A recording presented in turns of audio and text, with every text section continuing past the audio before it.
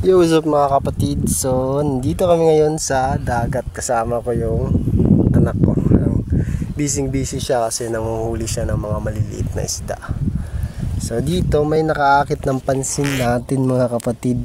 Hinuli ko lang to kasi gusto ko siyang kuhanan ng video kasi sobrang ganda niya mga kapatid. Hindi ko alam kung anong klaseng isda to.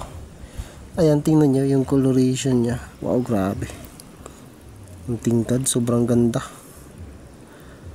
Hindi ko lang alam kung anong klaseng isda to. Napakaganda niya kasi sarap niya ilagay sa aquarium. Yan, tingnan nyo. Yan, tingnan nyo. Sobrang ganda.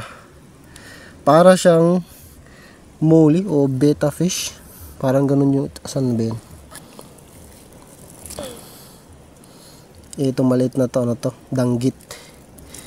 Nasaan na yun? Nawala. Wait lang. Eto pala. Yung tingnan nyo mga kapatid, gabi ang ganda.